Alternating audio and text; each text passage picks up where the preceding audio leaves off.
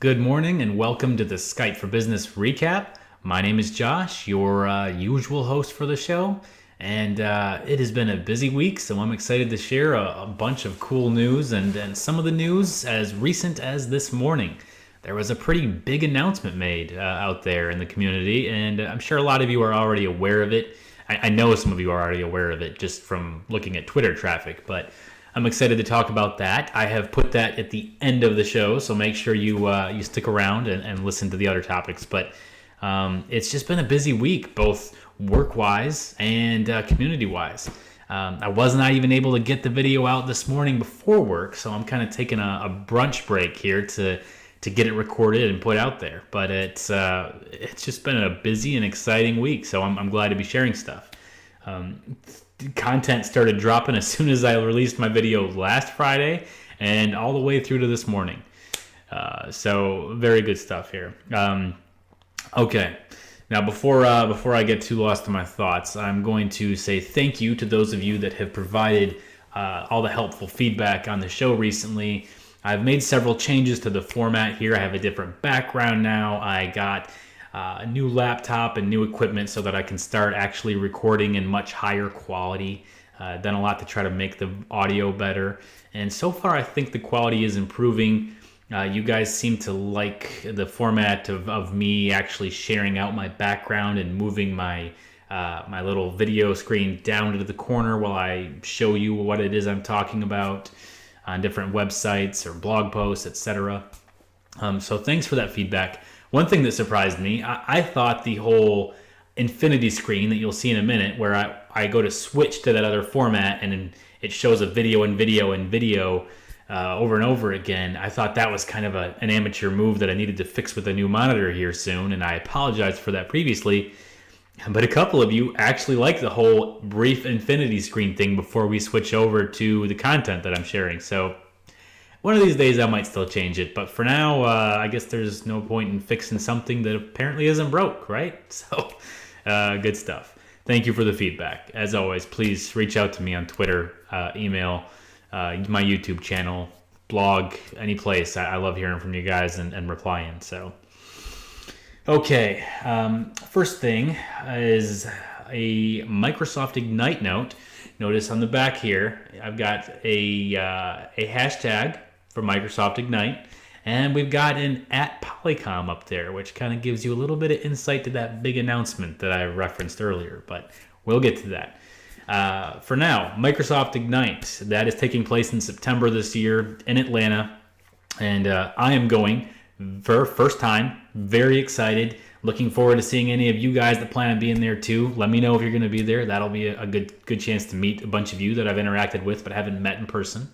But the keynote has been announced, and it is none other than Satya Nadella, the CEO of Microsoft, and he has, many people feel that he has kind of brought Microsoft back from a somewhat darker place a couple of years ago. He's done wonderful things, kind of changed the face of the company quite a bit from the direction it was heading, and I believe he's resurrected a lot of what was starting to lag. He's done a great job. He's a great speaker from what I've seen, and I'm looking forward to watching him in person. So Satya will be the keynote speaker at Microsoft Ignite in September. Good stuff. Looking forward to being there and taking part. All right. Let's move on here. Time to jump into that content and check out that infinity screen that I was talking about. Here we go. Whoa. Let me skip. I'm on Tom's blog here. Let me go back over to the main page where I wanted to start. Okay. First off, we have a few mobile developments and improvements that were dropped on us this week. First off, Android for phones and tablets here. We now have the ability to view content being shared. Desktop sharing, application sharing, good stuff. This is something we've kind of been waiting to see on the phones more and more. So you can now view a presenter's desktop applications shared in your meeting on your Skype for Business app. I know that's a pretty small space to look at, like a desktop or some other thing that's shared. And the content, real estate is very expensive on a phone. To help that, they have made it so that the meeting controls disappear while you're viewing the content, and just simply tapping the screen will bring those controls back. So very intuitive, very slick design. I'm looking forward to checking that out and kicking the tires on it. I got an Android myself, so we will take that for a spin and see how it works. That functionality was already present in iOS, but they have allowed for faster content refresh now on the iOS, giving a more smooth, a less choppy experience. The test results that they have from their tests show a 10 to 15% improvement, which is a pretty sizable improvement. You know, it's not earth-shattering, but it's a good improvement. So the meeting experience is definitely improving and growing and becoming more and more mainstream as our workforce becomes more and more mobile. We are definitely seeing that trend. So along those lines, for those end users who are not the most technically savvy but are road warriors or just extreme mobile users, Skype for Business can start to be frustrating for them when they try to attend meetings and do audio over their LTE network or Wi-Fi, and they hit spots where they get choppy or the voice cuts in and out, and it frustrates them on a meeting level.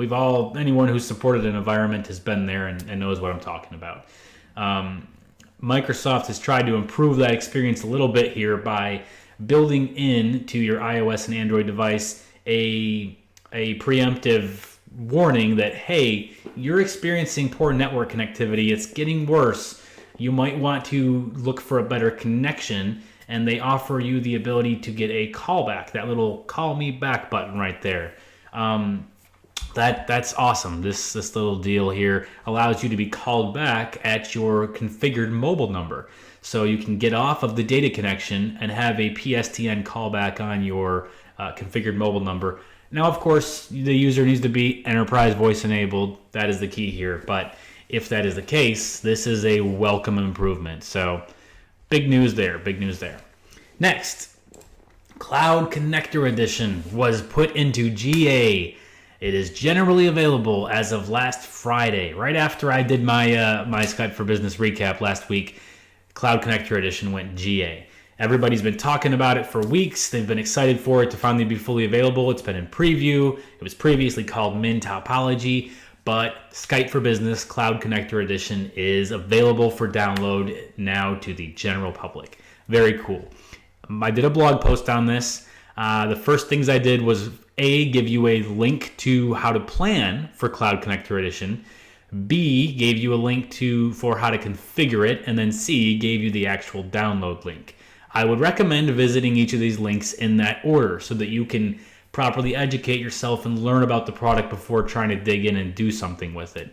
The whole point of this, if you're not familiar with it, and just to touch on it very quickly, is that Cloud Connector Edition is a bridge for if you have Skype for Business Online users. You're an Office 365 shop, but no on-prem Skype for Business or Link deployment. But you do have an on-prem voice infrastructure, and you would really like to use that with Cloud PBX licenses for your Skype for Business Online users. Well, using an on-prem voice infrastructure for PSTN connectivity requires hybrid. Can't have hybrid without a Skype for Business on-prem deployment, right? Well, now you don't need to do that. You just need to have a host in your DMZ, and it needs to meet a number of requirements. Of course, it's going to be a Hyper-V host, and you can download these pre-configured 4 VMs that'll get built out and configured per a wizard where you specify a number of parameters and settings.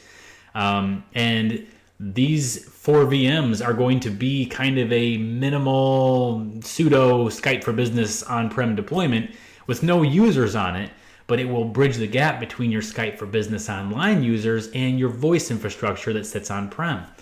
This is particularly useful if you've already got a contract that you can't get out of with a current voice provider or something. So you license your users in the cloud for Cloud PBX, you put CCE in place, and they can now make calls through your on-prem voice infrastructure out to the PSTN network. Kind of a high-level diagram of what that looks like. Skype for Business Online users, phone call gets routed over to your on-prem CCE. It talks to your existing PBX or gateway and then sends that media out to the PSTN network. Very sweet. By the way, those 4 VMs, one is a domain controller, and it is completely self-contained, its own forest, nothing to do or not connected in any way to your on-prem AD infrastructure, just so you know. The second role is a central management server, of course, and of course a mediation server, that's key to the voice traffic here, and then an edge server. Those are the 4 roles that get configured on those VMs. Once you get this up and running, though, there really isn't anything else that you're going to do here. Like I said, no users are set up on this deployment. It's not part of your AD. It's simply a bridge between your Skype for Business Online users and your on-prem voice infrastructure. Great invention, great addition to the hybrid portfolio. I would highly advise that if you are a consultant or supporting other groups of people, and even if this isn't what you have in your own environment, you are going to need to know about this and how it works. So dig into those articles for a brief introduction and what is it. Check out my blog post here, blog.get-csjosh.com. And yeah, there you go. So moving on to the big news of this morning. Tom Arbuthnot, our Office Servers and Services MVP over at Modality Systems, he's very active in the community, always putting helpful and useful content out there, and always on top of the latest press releases. So he got this out really quick this morning. Thanks for sharing and putting this blog post together, Tom. Apparently, Mitel is going to be acquiring Polycom. They made this announcement this morning, brand spanking new announcement. And this is set to unfold over this year. At the bottom of his blog post are the links to Mitel's press release, Polycom's press release, and then the Reuters article. So good stuff there. He outlined a number of things from the press release that are things to remember. I'll talk really quickly about these key points here. The transaction is valued at around $1.96 billion. A sizable chunk. The Polycom brand will stay intact, so that's good. Everybody is pretty well knows Polycom in the Skype for Business world. They are a key partner with Microsoft, so this is something big for us all to watch in the community as it unfolds. For the moment, business as usual will continue. Both companies will operate as separate entities up until the close of the transaction, and that is expected to occur within the year. So there's that.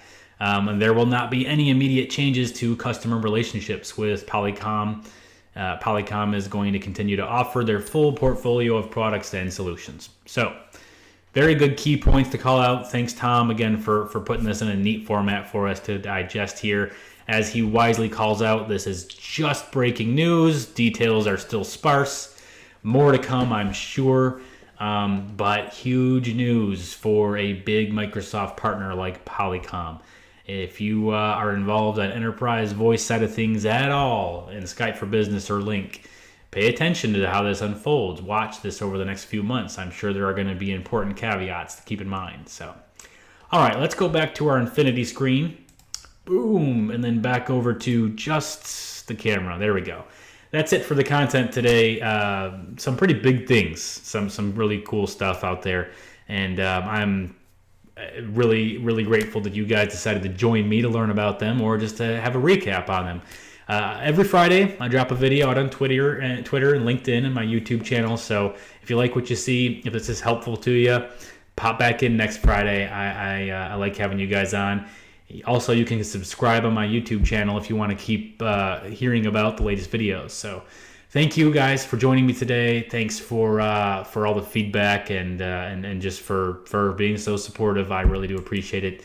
You guys have a restful weekend, a productive week next week, and we will see you back here on Friday to kick off another weekend. Adios.